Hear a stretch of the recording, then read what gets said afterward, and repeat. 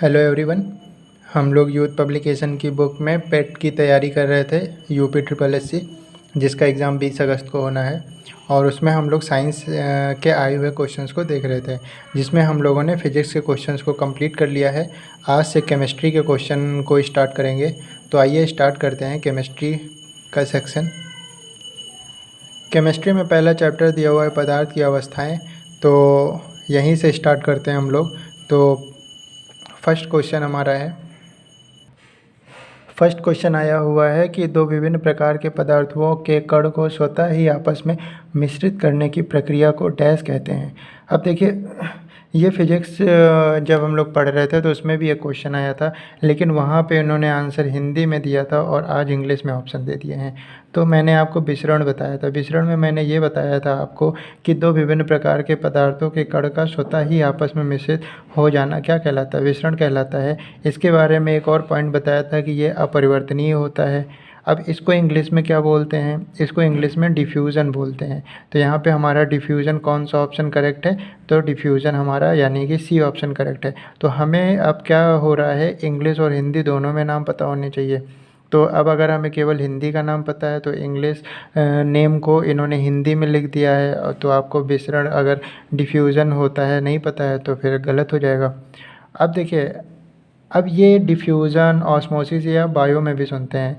तो बायो में ये डिफ्यूज़न का क्या काम होता है? ये तो केमिस्ट्री में हम बात कर रहे हैं। तो जो हमारी लिविंग सेल्स होती हैं उसमें एमिनो एसिड्स का संवहन करने में डिफ्यूज़न रोल प्ले करता है। तो ये तो बायो की बात हो गई। अपरिवर्तनीय होता है, ये भी मैं पिछली बार बता चुका हूँ। और अगर स्वाभाविक बहाव से इसका सांद्रण कम होता रहता है। ठीक है, एक ये भी पॉइंट है। तो विसरण के बारे में इतनी चीज़ें थी। तो यहाँ पे हमारा क्वेश्चन नंबर 1 का ऑप्शन नंबर 2 करेक्ट होगा।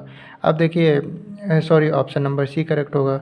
अब ए, बी और डी की भी बात कर लेते हैं। जैसे डी में दिया हुआ है फ्यूज़न। अब अगर आपने सुना होगा तो दो चीज़ें होती हैं, फ्यूज़न और फिज़न। बात करें अगर फ्यूज़न का मतलब क्या होता है? कंबाइन होना। फ्यूज़न का मतलब क्या होता है? कंबाइन होना। यानी कि अगर बहुत सारे न्यूट्रॉन्स हैं या बहुत सारे पार्टिकल्स हैं और वो मिल के एक बड़ा पार्टिकल बना दें, तो ये प्रोसेस क्या कहलाता है? फ्यूज़न। क्योंकि फ्यूज़न का मतलब ही होता है कंबाइन होना। फिज़न की बात कर लें तो अगर एक बड़ा सा मॉलिक्यूल है, उसका छोटे छोटे मॉलिक्यूल्स में स्प्लिट हो जाना, ये क्या कहलाता है? फिज़न कहलाता है। तो ये बात आपको ध्यान रखनी है। तो यहाँ पे फ्यूज़न या फिज़न, तो फ्यूज़न तो यहाँ पे नहीं होना था। अब ऑस्मोसिस और रिवर्स ऑस्मोसिस। देखिए, ऑस्मोसिस क्या होता है? सपोज़ करिए ये हमारे पास एक कंटेनर है, ठीक है, और इसमें हमने एक सेमी परमिएबल मेम्ब्रेन लगा दी है। सेमी परमिएबल मेम्ब्रेन का मतलब होता है, समझ लीजिए, छन्नी। इसमें दोनों तरफ हमने सेम सॉल्वेंट डाल दिया है, मतलब कि सेम अमाउंट का सॉल्वेंट डाल दिया है। बस एक अंतर है। अंतर ये है कि ये क्या है? ये कंसंट्रेटेड सॉल्यूशन है। ये आपका कंसंट्रेटेड सॉल्यूशन है और ये आपका डाइल्यूट सॉल्यूशन है। देखिए, आपको मॉलिक्यूल्स दूर दूर दिख रहे होंगे। तो ये कंसंट्रेटेड सॉल्यूशन है, कंसंट्रेटेड सॉल्यूशन। और ये आपका क्या है? डाइल्यूट सॉल्यूशन है, डाइल्यूट सॉल्यूशन। तो देखिए, इनके जो मॉलिक्यूल्स हैं वो मॉलिक्यूल्स सेमी परमिएबल मेम्ब्रेन से किधर से किधर की तरफ जाएंगे? ये हायर से लोअर की तरफ जाएंगे। इनके मॉलिक्यूल्स हायर से लोअर की तरफ जाएंगे और तब तक जाते रहेंगे जब तक दोनों का कंसंट्रेशन सेम ना हो जाए। तो यही प्रोसेस क्या कहलाता है? ऑस्मोसिस। हमने एक तरफ कंसंट्रेटेड सॉल्यूशन लिया, एक तरफ डाइल्यूट सॉल्यूशन लिया, बीच में सेमी परमिएबल मेम्ब्रेन लगा दी। तो इनके मॉलिक्यूल्स हाई कंसंट्रेटेड सॉल्यूशन के मॉलिक्यूल तब तक डाइल्यूट सॉल्यूशन की तरफ जाते रहेंगे जब तक इनका कंसंट्रेशन सेम ना हो जाए। तो ये हो गया ऑस्मोसिस। अब इसमें एक और वर्ड आया है, रिवर्स ऑस्मोसिस। तो ये क्या होता है? Reverse osmosis. तो रिवर्स ऑस्मोसिस क्या है? ये वाटर प्यूरिफिकेशन का एक प्रोसेस है जो क्या करता है, रिमूव्स आयन को रिमूव करने का काम करता है। तो आयन को रिमूव करने का काम करता है रिवर्स ऑस्मोसिस, ये वाटर प्यूरिफिकेशन का एक प्रोसेस है। तो इस बार डिफ्यूजन से क्वेश्चन पूछा है, हो सकता है फ्यूज़न से पूछ ले या फ्यूजन से पूछ ले, हो सकता हो ऑस्मोसिस या रिवर्स ऑस्मोसिस से पूछ ले। तो ऑप्शंस का एनालिसिस करना ज़रूरी है। तो हम सभी ऑप्शंस को जान गए, ऑस्मोसिस क्या होता है, रिवर्स ऑस्मोसिस क्या होता है, फ्यूज़न क्या होता है और डिफ्यूज़न क्या होता है। तो क्वेश्चन नंबर 1 का ऑप्शन नंबर सी करेक्ट है। क्वेश्चन नंबर 2 में दिया हुआ है कि ठोस के संबंध में निम्नलिखित में से कौन सा कथन सही है? कोई निश्चित आकार नहीं परंतु निश्चित मात्रा होता है। देखिए ये बात कर रहे हैं सॉलिड की, तो आपको बता दें सॉलिड का फिक्स मास होता है, उसका फिक्स मास होता है, फिक्स वॉल्यूम होता है, फिक्स शेप होता है, ठीक है। इनके बीच इंटरमॉलिक्यूलर फोर्स ऑफ अट्रैक्शन बहुत ज़्यादा होता है। इनके जो मॉलिक्यूल्स हैं आपस में क्लोजली पैक्ड होते हैं, ठीक है। और ये केवल सेंटर की तरफ, माध्य की तरफ ही दोलन कर सकते हैं। क्यों? क्योंकि इनका शेप क्या होता है, इनका शेप फिक्स्ड होता है, तो ये केवल सेंटर की तरफ ही दोलन कर सकते हैं। तो आपको ये बातें सॉलिड की पता होनी चाहिए कि fix mass, fix volume, fix shape और ये दोलन केवल सेंटर की तरफ ही कर सकते हैं। क्यों? क्योंकि इनका शेप फिक्स होता है। तो कोई निश्चित आकार नहीं होता, गलत है। निश्चित आकार होता है। न निश्चित आकार न निश्चित मात्रा, नहीं निश्चित आकार होता है, ये भी गलत। निश्चित आकार परंतु निश्चित मात्रा नहीं, ये भी गलत। निश्चित आकार निश्चित मात्रा, ये सही होगा। Fix mass, fix volume, fix shape, intermolecular force of attraction बहुत ज़्यादा, मॉलिक्यूल्स क्लोजली पैक्ड होते हैं और सेंटर की तरफ ही दोलन कर सकते हैं क्योंकि इनका शेप फिक्स होता है। तो question number 2 option number D correct होगा। क्वेश्चन नंबर 3 दिया हुआ है, निम्नलिखित में से कौन सी प्रक्रिया एक रासायनिक परिवर्तन है, यानी कि केमिकल रिएक्शन है, कौन सा इसमें से? तो देखिए केमिकल रिएक्शन क्या होता है या केमिकल चेंज क्या होता है, जिसमें उसकी भौतिक संरचना बदल जाती हो, वो क्या होता है केमिकल चेंज। जैसे दूध का दही बनना, ये एक क्या है, केमिकल चेंज प्रोसेस है ना। या दूध में जो खट्टापन होता है वो केमिकल चेंज प्रोसेस है। देखिए इसकी भौतिक संरचना में, इसकी फिजिकल शेप में क्या हो गया, चेंज हो गया। दूध था दही बन गया, दही का खट्टापन हो गया, ठीक है। और जैसे कि पदार्थों का दोहन, पदार्थों का यानी कि जलना, तो उसमें देखिए उसकी भौतिक संरचना में अंतर आ गया। लोहे में जंग लगना, भौतिक संरचना में अंतर आ गया। तो ये सब क्या है, केमिकल चेंज है। तो आइए देखते हैं रासायनिक परिवर्तन इनमें से कौन है। पौधे में प्रकाश संश्लेषण, जी हाँ ये तो हम लोग पढ़ते ही हैं। 6 molecule of carbon dioxide, 6 molecule of water gives glucose plus ATP। तो ये तो केमिकल रिएक्शन है ही। पौधे में प्रकाश का संश्लेषण, ये केमिकल रिएक्शन है।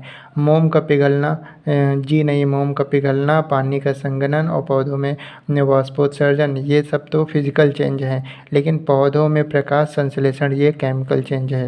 तो क्वेश्चन नंबर 3 का ऑप्शन नंबर ए करेक्ट होगा। क्वेश्चन नंबर 4 में दिया हुआ है कि निम्नलिखित में से कौन सा रासायनिक परिवर्तन है।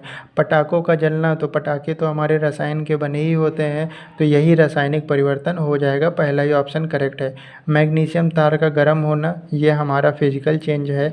कपड़े सुखाना फिजिकल चेंज है। पानी में चीनी का घुलना, ये भी फिजिकल चेंज है। तो यहाँ पे पहला ही ऑप्शन करेक्ट है। क्वेश्चन नंबर 4 का ऑप्शन नंबर ए करेक्ट होगा। क्वेश्चन नंबर 5 कह रहा है, तरल पदार्थ की तुलना में ठोस पदार्थ में परमाणुओं का व्यवस्थापन किस तरह होता है। देखिए लिक्विड की अगर हम बात करें तो लिक्विड में इनके जो इंटरमॉलिक्यूलर फोर्स ऑफ अट्रैक्शन है वो सॉलिड के मुकाबले क्या होता है, कम होता है। इनके मॉलिक्यूल थोड़ा दूर दूर पर होते हैं, क्लोजली पैक्ड नहीं होते हैं। लेकिन अगर हम सॉलिड की बात करें तो सॉलिड में क्या होता है, इनके जो मॉलिक्यूल हैं वो क्लोजली पैक्ड होते हैं, एक दूसरे से बहुत क्लोजली पैक्ड होते हैं और इनके बीच इंटरमॉलिक्यूलर फोर्स ऑफ अट्रैक्शन बहुत ज़्यादा होता है। फिक्स मास, फिक्स वॉल्यूम और फिक्स शेप होता है, जबकि लिक्विड में ऐसा नहीं है, फिक्स शेप नहीं होता है। वॉल्यूम तो फिक्स रहता है उसका, लेकिन आकार फिक्स नहीं होता है। और intermolecular force of attraction solid के कंपैरिजन में कम होता है, मॉलिक्यूल्स सॉलिड की कंपैरिजन में थोड़ा दूर होते हैं। तो इन्होंने कहा तरल पदार्थ की तुलना में ठोस पदार्थ के परमाणुओं का व्यवस्थापन किस तरह होता है। तरल पदार्थ से कंपैरिजन करा रहे हैं, तो लिक्विड से तो और क्लोज्ड बंधे होते हैं ना, लिक्विड के मुकाबले ये वाले और क्लोज्ड पैक्ड होते हैं। तो दूर दूर होते हैं, दूर दूर नहीं होंगे और पास पास होंगे, बारीकी से नहीं बंधे होते हैं, गलत है। सॉलिड तो बहुत क्लोजली पैक्ड होते हैं, बहुत बारीकी से बंद होते हैं या कम बारीकी से बंद होते हैं। तो लिक्विड से अगर हम कंपैरिजन कर रहे हैं, तो लिक्विड में अगर जैसे यहाँ यहाँ है, इतनी इतनी दूर पे हैं, तो सॉलिड में और पास पास होते हैं, तो यानी कि बहुत बारीकी से बंधे होते हैं। तो क्वेश्चन नंबर 5 का ऑप्शन नंबर सी करेक्ट होगा। क्वेश्चन नंबर 6 की बात करें, वह ताप जिस पर कोई ठोस वस्तु अपनी ठोस अवस्था से द्रव अवस्था में परिवर्तित होता है, यानी किसी सॉलिड का लिक्विड में चेंज होना क्या कहलाएगा, तो वो गलनांक कहलाता है। तो 6 का ऑप्शन नंबर बी करेक्ट होगा। बात करते हैं वाष्पीकरण का, तो लिक्विड का वेपर बनना, वह तापमान जिस पर कोई लिक्विड वेपर बनना शुरू कर देता है, वो वाष्पीकरण कहलाता है। ऊर्ध्वपातन की बात करें अगर, तो सॉलिड का डायरेक्ट गैस में बदल जाना, ये क्या कहलाता है, ऊर्ध्वपातन। जैसे कपूर और प्लाज्मा, तो प्लाज्मा ये हायर क्लास की चीज़ है। पहले हम लोग पदार्थ की अवस्थाओं में सिर्फ सॉलिड, लिक्विड और गैस पढ़ते थे, और अब रिसर्च आगे बढ़ चुकी है और प्लाज्मा नामक चीज़ भी है जो पदार्थ की अवस्था में ही आता है। तो ये चौथा कैटेगरी है प्लाज्मा, और ये सूर्य की किरणों से निकलने वाली एनर्जी होती है। सूर्य की किरणों का वो बहुत हायर टेम्परेचर की बात होती है, तो ये हायर क्लास की चीज़ है। और अभी यहाँ पे हमको बस जान लेना है कि सॉलिड, लिक्विड, गैस के अलावा प्लाज्मा भी होता है। और ये प्लाज्मा कहाँ पाया जाएगा आपका, तो ये जो सूर्य होता है, सूर्य जो बहुत हायर टेम्परेचर पर एनर्जी को रिलीज़ करता है, वो स्टेट क्या होती है, प्लाज्मा की होती है। नेक्स्ट क्वेश्चन की बात करते हैं। क्वेश्चन नंबर 7 में दिया हुआ है कि निम्नलिखित में से किस प्रक्रिया द्वारा जल तरल अवस्था से गैसीय अवस्था में परिवर्तित हो जाता है। यानी कि हम बात करते हैं लिक्विड से गैसियस स्टेज में कन्वर्ट होना या लिक्विड से वेपर स्टेट में कन्वर्ट होना, तो वो वाष्पीकरण कहलाता है। तो यहाँ पे वाष्पीकरण, संघनन, ऊर्ध्वपातन नहीं, वाष्पीकरण और वाष्पोत्सर्जन, बी ऑप्शन ही हमारा करेक्ट होगा। तो क्वेश्चन नंबर 7 का बी, क्योंकि ये पूछ रहा है किसी लिक्विड का गैसियस स्टेज में कन्वर्ट होना क्या कहलाता है, तो वो वाष्पीकरण कहलाता है या वाष्पोत्सर्जन कहलाता है। अगर हम उष्मांक को छोड़ दें, तो उष्मांक को छोड़कर बाकी सभी में क्या होता है, वाष्पीकरण की प्रक्रिया होती है। और वाष्पीकरण किस रेट से हो रहा होगा, ये मतलब कि कई कारकों पर निर्भर करती है। तो आपको ये दो बातें भी ध्यान रखनी है कि उष्मांक को छोड़कर बाकी सभी में क्या होता है, वाष्पीकरण होता है। तो क्वेश्चन नंबर 7 का ऑप्शन नंबर बी करेक्ट होगा। क्वेश्चन नंबर 8 से नया चैप्टर स्टार्ट है, परमाणु संरचना। तो इस चैप्टर को हम लोग नेक्स्ट वीडियो में पढ़ेंगे। आज के लिए इतना ही। Thank you class.